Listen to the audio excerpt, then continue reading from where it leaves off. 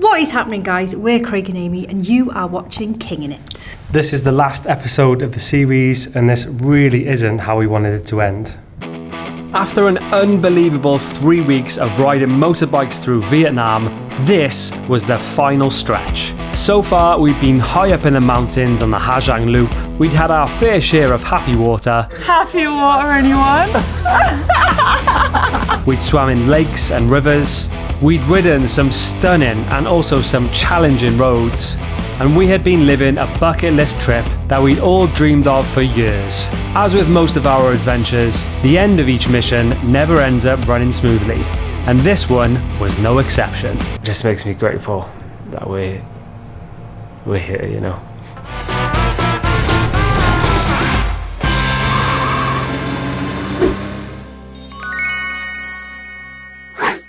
Part 1. Why are you sweating on my pillow? Arriving at the train station in Da Nang, we were all shattered and anticipating the night train ahead. A few days ago, Amy had booked the train, but there were only 3 beds and 1 seat. Because we're absolute legends, we gave James and Chloe the 2 beds, and we were going to attempt to squeeze into 1. We're such good friends. As we got to our cabin, there was a surprise waiting for us. There's someone in there. Okay, tell him to move. These are toilets. Oh dear. Okay, so we're not actually sat together. Oh my god. Oh. They're cosy little cabins. Unfortunately, there is somebody in our bed at the moment, but I think she knows that she needs to get up because she's not in the right seat at all. So I think we're just going to try and top and tail rather than splitting up.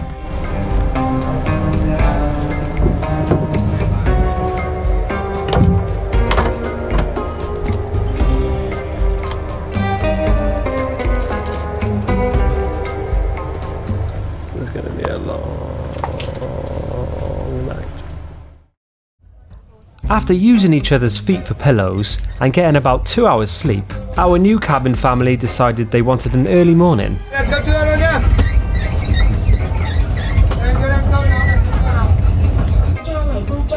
We then had a phone call about our motorbikes. Yeah, if that's the only time, can we come sooner or no? Ellen, thank you very much. Like that. Bikes have arrived. Oh, they weren't even supposed to call us, that's cool. I know. Oh, that's good news, isn't it? It's great timing. With our track record, we weren't even sure if this is going to work. We thought they might go to a different country.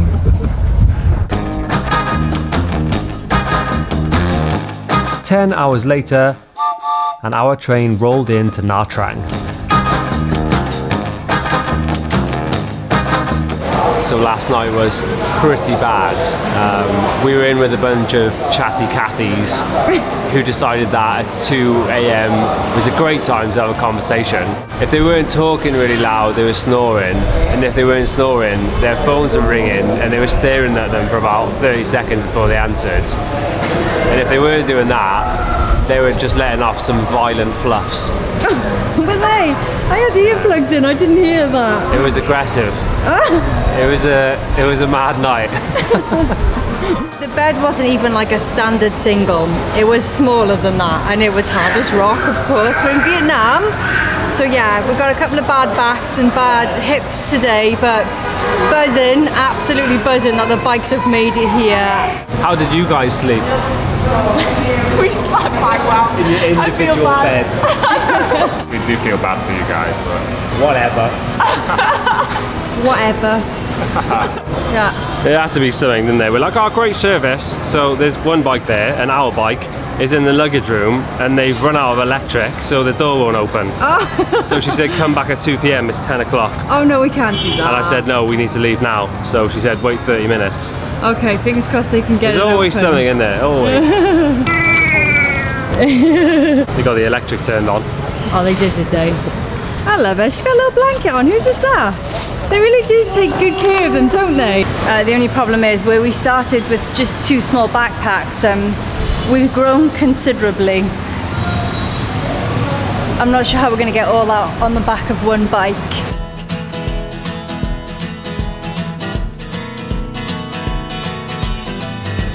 All right.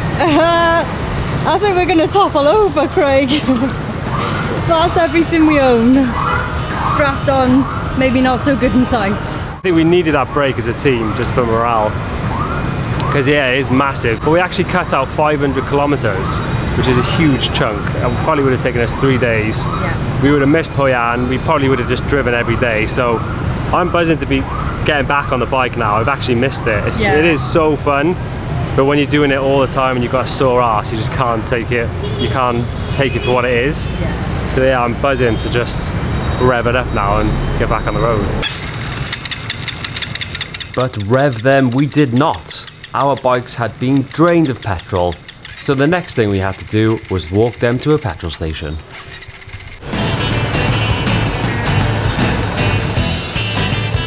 This isn't dangerous at all. Costs 400,000 for 12 litres, so that's like £12 for 12 litres. Pound a litre. Alright, we're back in business. Before we did our next huge drive to Dalat, we needed a big refuel, and we found this belter spot that had a vegan buffet. Part 2. The moment that changed everything. We're going straight back in to an epic drive. Still got your little smelly coat on, have you? I slept in this. Drag race in 3, 2, 1.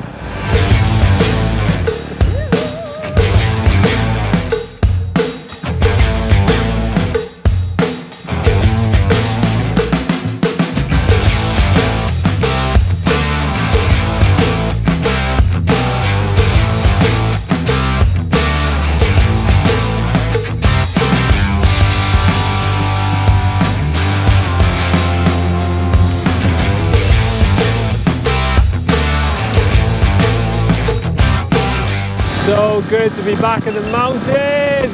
Isn't it so nice? For a minute, I was thinking, why are we doing this trip? When we were on the highways, I was like, what are we doing this for? Like, it was grim for most of it. But now that we're back up in the mountain, just sliding around these roads, it's just bloody gorgeous. And it's honestly so much fun. It just gives you such like clarity. You've got so much time to just think about your thoughts and, you know, be at one with yourself and just talk life through with yourself. It's really, really class. This is why we came to this country, man. Vietnam. What a beauty.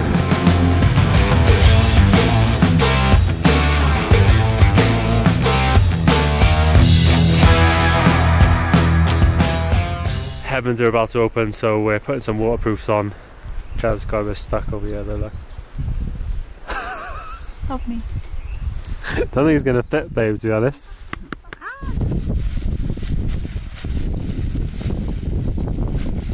As we were riding the wave of excitement of the drive through the mountains, we came to a roadblock. And as bikes, we were able to weave through the traffic. What we saw was something that we will never unsee. A scooter carrying 2 passengers had collided head-on with a truck. These 2 poor souls had met their end, and just moments before they were doing exactly what we were doing. We knew riding had its risks, and when you are driving there are always calculated risks, but you can never trust anyone on the road, and you never know what's around the corner. We pulled over in shock and we cried. We hugged each other really tightly and decided to continue on slow and steady to Dalat. What it made me realise is how much I loved everyone in that moment. Amy, James and Chloe, our squad who had taken the plunge together and decided to take on this challenge. That night I was grateful for where we'd been and the journey, but more than ever I was grateful that we were all healthy and that we were all alive. Seeing death and seeing it so abruptly reminded me of my fragile mortality, and it was a huge reminder to never take any moment or any person for granted. It was just so upsetting for so many reasons. Obviously, just seeing people dead is like horrendous on its own, but it kind of just puts this whole trip like into perspective, or it gives you a new perspective on this trip. Because, you know, one minute we're like, yeah, get motorbikes and drive the length of Vietnam, and then you see that and you're like, do I even want to ever drive a motorbike again after seeing that? And it's just like, yeah, it makes you think about everything. Like who were they? What were they doing 10 minutes before? You know, they're gonna have to tell their families, and it just, I think when you see death like that, it's like hits a big reset button, and it was just so upsetting to see, and just makes me grateful that we're here, you know, because they're not anymore, and it can happen like that, you know. So give your mates and your family big hugs and just tell them you love them, because you never know what could happen. So yeah, we've got one more drive to do now to Ho Chi Minh, and it's like 6 hours, and we're supposed to be doing it tomorrow, but after seeing that, me and James are just like, what do we do now? Yeah.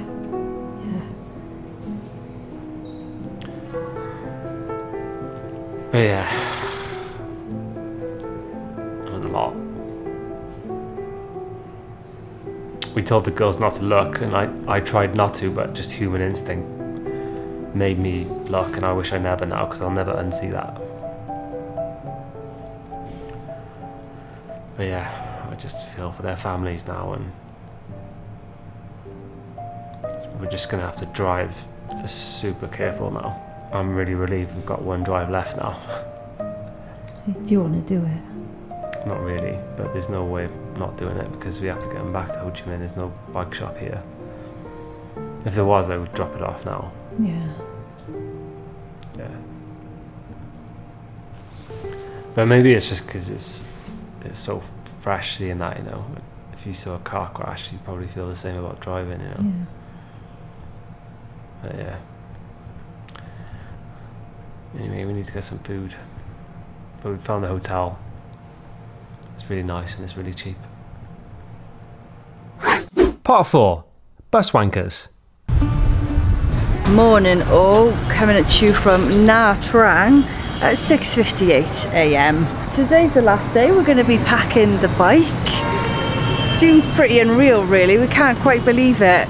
Chloe and James are leaving before us, so we've had to get to Ho Chi Minh like 3 days before we actually fly out. So we'll be there today, which means that we've actually done Vietnam in 3 weeks, not 4. So we'll get some time to chill when we get to Ho Chi Minh. Good morning, Vietnam. We made our way to a bus station where we were told we would be able to get a ticket to Ho Chi Minh and load the bikes on the bus. We were in two minds about what to do, but we wanted to see what the options were anyway. But it's up to you, what do you think? No, I think, yeah, after that, it's not going to be a fun, enjoyable ride, is it? Yeah. So, yeah. So I feel like if we just send them, we can relax on the bus, and then at least we can just get to Ho Chi Minh and finish on a high and just enjoy the city then. Yeah. Let's do that. Let's do it. But we want to take a motorbike on the bus, is it possible? A motorbike not together. Oh. So we come to the like express delivery part of the train station, and the lady's like, yeah, no problem, we can put the motorbikes on a separate bus to you guys. If you put them on, they'll go about 3 o'clock today, and then they'll arrive at 8 AM tomorrow. And then she was like, can I have the green card, which is what you get when you buy a bike. Obviously we're renting these bikes, so we've only got the green card as a copy, and we've unloaded all the bikes, and she said we don't accept that, like unless you've got the real green card we cannot send them for you. So we're having to load back up. She's given us the name of another bus service that might possibly help us out with this. So it's strange because it was fine on the train, they just accepted the copy, but here obviously it seems a bit more like they need the real thing, so load them back up. We loaded the bikes back up and rode about 20 minutes to another bus station where we were hoping they could help us out. Cross all your bloody fingers, James. This might just work. We've shown him the copies of the blue cards, and I think he said yeah. So, fingers crossed. Oh, please! How's it going? I mean, it always sounds promising, but there's always something that comes up last second, so... I am not taking those bags off until we know for sure. You might all just be watching this being like, you've driven so far already, like why don't you just do the last drive? But it does seem mad, but like, none of us kind of feel like we want to do it. I kind of feel like we've not lost the love for it, but it just doesn't feel right. And I always feel like if it doesn't feel right, you shouldn't do it. So that's why we're not doing it. Alright guys, load them off. Do you mean unload them? Yeah. We were told that we could get a bus that morning and ship our bikes to Ho Chi Minh, then pick them up the next day. Is there a toilet on the bus? No. Oh. We'd found our guy who helped us ship the motorbikes. I knew I liked this guy because of his shoes. And we bought our bus tickets for an 8-hour bus to Ho Chi Minh City.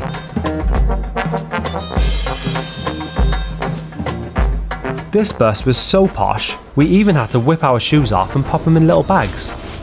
This is not what I expected. This looks amazing. So this is what a sleeper bus looks like. Loads of leg room down there. Got your own TV. There's a light. You've got USB charging stations. Little spot for whatever. Drinks holder. And the seat goes all the way back. Look at that. Little vents here for some air conditioning. Then you've got curtains as well. I've ended up with a guy who's just playing TikTok or the news as loud as he wants. So that's fun. But looking forward to just being able to relax now all the way to Ho Chi Minh. Watching the streets from the window, we knew we had made the right decision. It rained the whole time and there wasn't really much to look at. Amy and I came up with a plan to surprise James and Chloe with a few nights in a proper posh hotel. And of course, we had to wear our swanky outfits for a music video / photo shoot.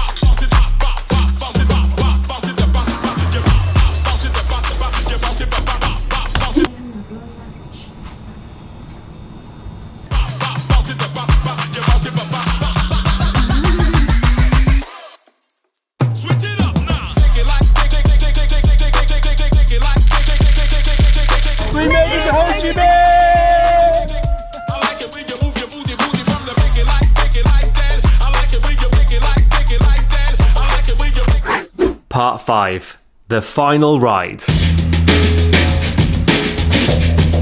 In a taxi, hopefully about to pick up the motorbikes to do our last drive.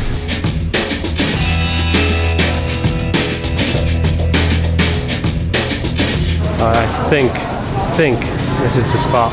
Hello, xin chào. You have a pen? Oh yeah. So do you have 2 motorbikes here? Yeah. Yes! There's 1 and there's 2. They're right there.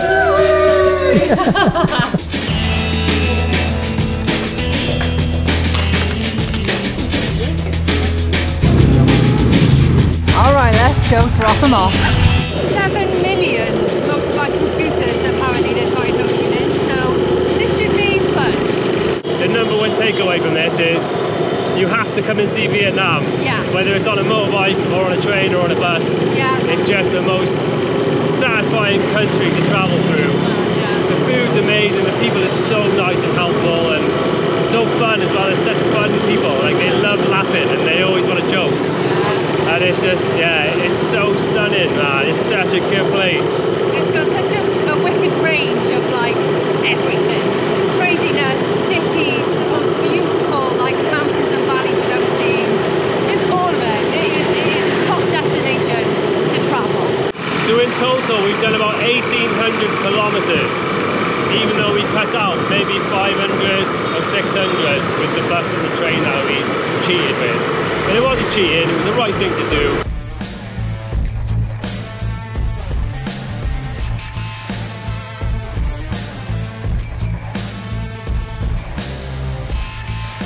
Alright, last 500 meters, babes.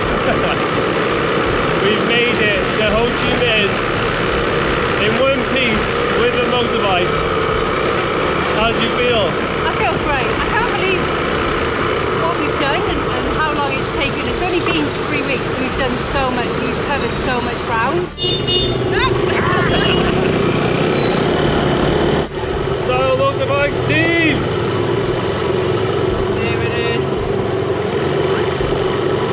The end is nigh. Hello!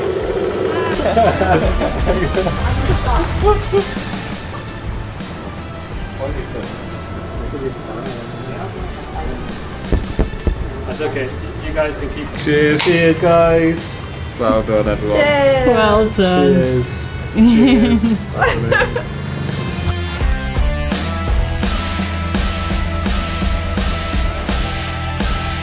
We made it, team. How do we feel?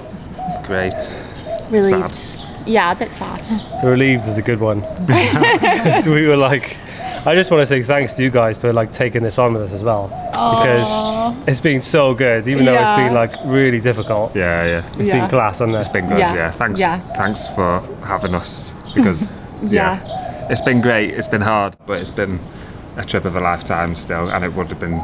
We wouldn't have done it without you. I love you guys. Love you. Love you. I'm absolutely starving. Like, I've got nothing to say because I'm so angry. So come on, go. We eat something. There's always one of us who's hungry. Yeah. This time it's Amy. All good things come to an end. So it was time to say goodbye to Chloe and James. Take it easy, mate. So good, man. Love you, mate. Take it easy. Catch you after. Yeah, love you, man. Bye, mate. That's been so fun. Yeah. So fun, thank you. No worries. No worries at all. Safe flight home. Bye, guys. Oh my god! Just me and you, babes. Just me and you. There's only one way to end this trip. A food tour on a tuk-tuk.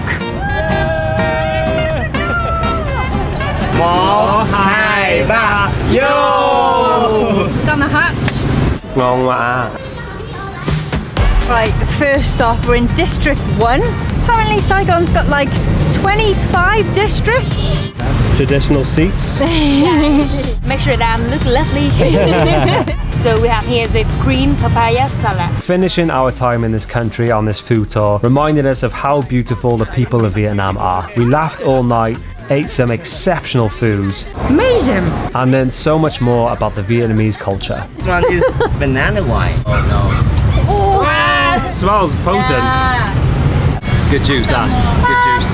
I wish we'd have done this food tour before we did this whole motorbike trip in Vietnam. Yeah. Because you've driven past all of these fruits and probably would have missed them, but we have missed them. Yeah. But now we finally get to try them. That's good.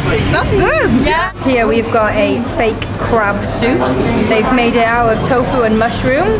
Like, look at that, you can get the colour there and you can see it looks just like crab. Oh, that's really flavoursome. This whole place is vegan.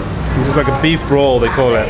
Alright, Pumba's just told us that this next stop is a bit of a secret. Nobody really knows about it unless you're a local, so looks good. We're in the back streets, lads. Oh yeah, that's banging. So in Vietnam, it's considered polite to use two hands when you're eating. So you can't be eating like this, one hand off the table. No. Because you get smacked up around your head. Yeah. All I'm going to say is, if you come to Vietnam, if you're in Ho Chi Minh, please come and do this tour, just to try the food for yourself. It is mad tasty. See you again. Yes, thank you so much for the delicious foods. It's the last stop of the tour, 9 p.m. Technically past bedtime, but we're hard, aren't we? We're hard and we're food drunk. Yeah. So the last stop, we've saved the best to last, obviously, dessert. It's not going to be durian, is it? No, it's not durian. Okay. No, it's not. Oh my god. Yeah, brilliant. Thank you guys. See you later. Thank you. This was one hell of a trip to remember, filled with so many highs, so many life lessons and uncountable blissful moments. To sum up what it feels like to see a place like this with the people that you love, it really is one of the greatest parts of life. We'll be able to reminisce on this trip for years to come, look back at how far we came, and we will be reminded of what an unbelievable and unique country Vietnam really is.